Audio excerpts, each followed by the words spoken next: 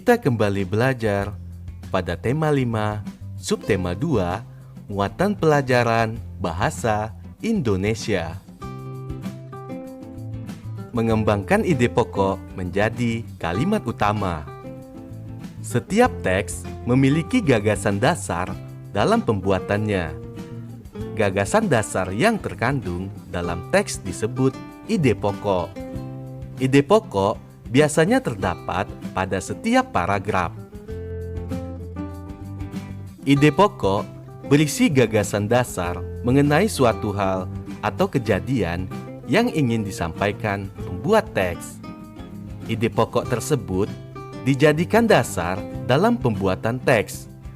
Untuk membuat sebuah teks, penulis biasanya menentukan dahulu topik dan ide pokok. Setelah ditentukan, ide pokok tersebut dikembangkan menjadi kalimat utama. Kalimat utama harus berisi informasi utama atau ide pokok yang menjelaskan dasar permasalahan di dalam teks. Untuk mengembangkan ide pokok menjadi kalimat utama, lakukanlah hal-hal berikut ini. Pertama, membaca teks dengan saksama. Kemudian, menentukan ide pokok dari teks. Selanjutnya, membuat kalimat baru yang berisi ide pokok tersebut menggunakan bahasa sendiri. Selanjutnya, menggunakan pilihan kata dan ejaan yang tepat saat mengembangkan ide pokok menjadi kalimat-kalimat utama. Untuk lebih jelasnya, perhatikan contoh di bawah. Simaklah paragraf non-fiksi berikut ini. Meskipun sering dianggap sebagai hewan pengganggu, belalang ternyata memiliki kandungan nutrisi yang baik bagi tubuh manusia. Menurut beberapa penelitian, dalam tubuh belalang terdapat berbagai jenis kandungan nutrisi seperti protein, vitamin, asam lemak esensial, dan mineral.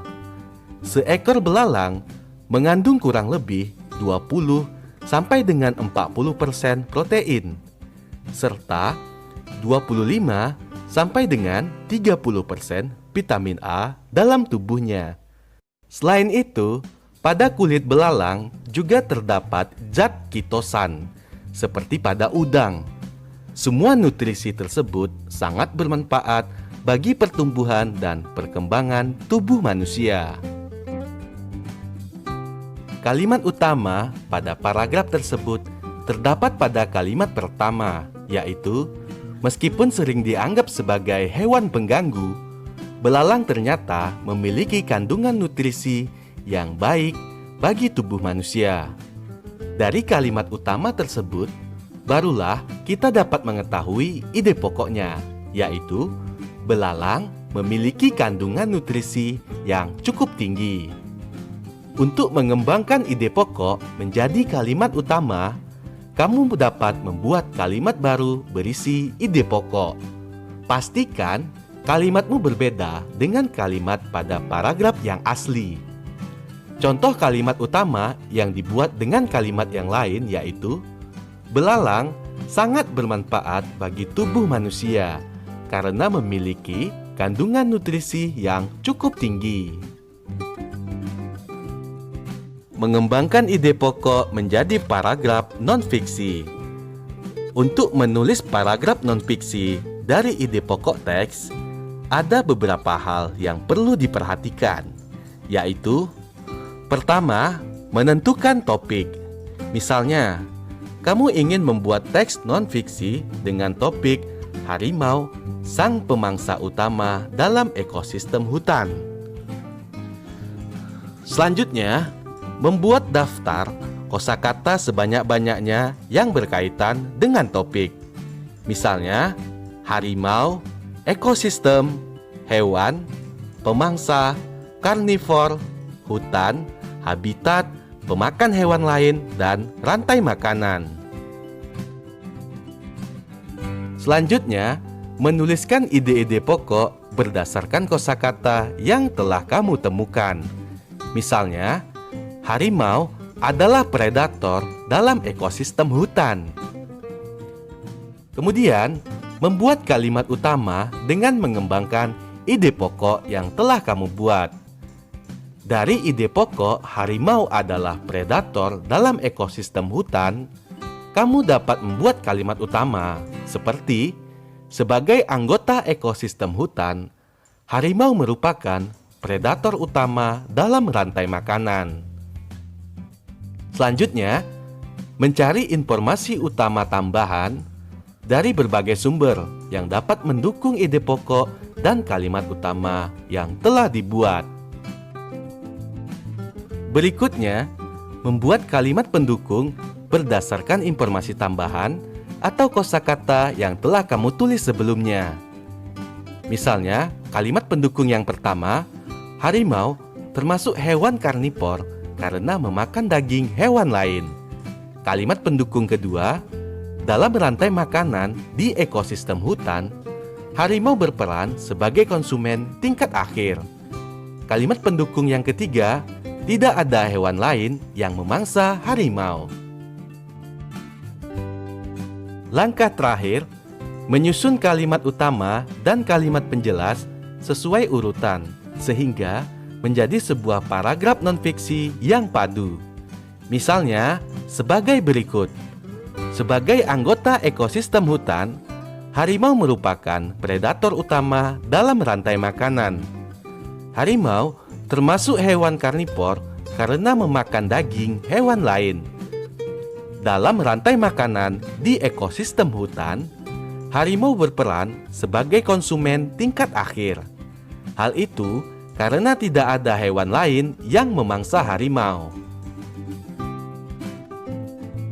Membuat ringkasan berdasarkan ide pokok dan informasi penting. Ringkasan merupakan informasi mengenai suatu hal atau kejadian yang disampaikan secara lebih singkat dan padat dari teks aslinya. Berikut hal-hal yang perlu diperhatikan saat membuat ringkasan teks non-fiksi. Pertama, membaca teks non-fiksi dengan saksama. 2. Menentukan ide pokok dari teks non-fiksi. 3. Menyusun ide pokok tersebut ke dalam beberapa kalimat. Dan yang keempat, memperhatikan pemilihan kata dan ejaan. Ayo simaklah teks berikut. Subak merupakan sebutan bagi kumpulan petani yang mengelola sistem irigasi di kawasan persawahan Bali. Persawahan tersebut biasanya dibatasi oleh sungai, jurang, atau kenampakan alam lain. Satu kelompok subak memiliki satu sumber air yang mengalir ke sungai dan melewati atau berada di dekat kawasan persawahan. Antar kelompok subak saling membantu dan bergotong royong untuk meminjam air. Oleh sebab itu, setiap anggota bertanggung jawab terhadap penggunaan air. Dari teks bacaan tersebut, kita dapat menulis gagasan pokok dan informasi penting seperti di bawah ini. Gagasan pokoknya, pengertian subak. Informasi penting, subak merupakan kumpulan petani di Bali yang mengelola sistem irigasi di kawasan persawahan. Informasi penting yang kedua, satu kelompok subak mengelola satu sumber air. Dari informasi tersebut, kita dapat membuat ringkasan seperti contoh ini. Subak yang terkenal di Bali merupakan kumpulan petani yang mengelola sistem irigasi di kawasan persawahan. Satu kelompok subak mengelola satu sumber air. Menggali informasi dengan membuat pertanyaan. Untuk menggali informasi dengan membuat pertanyaan, hal pertama yang perlu dilakukan adalah membaca isi teks secara keseluruhan dengan saksama. Setelah itu, buatlah kalimat tanya yang berkaitan dengan isi teks tersebut. Kamu dapat menggunakan kata tanya apa, di mana, mengapa, siapa, kapan, dan bagaimana saat membuat pertanyaan. Melengkapi informasi teks non-fiksi yang dibaca.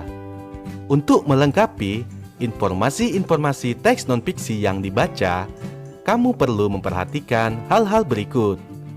Pertama, membaca teks dengan saksama. Kedua, menggarisbawahi kata kunci atau ide pokok pada setiap paragraf teks. Tiga, menjawab pertanyaan yang diberikan. Menulis teks non-fiksi berdasarkan informasi pada artikel. Kamu telah mempelajari cara menulis teks non-fiksi dengan cara mengembangkan ide pokok teks. Kamu dapat menulis teks non-fiksi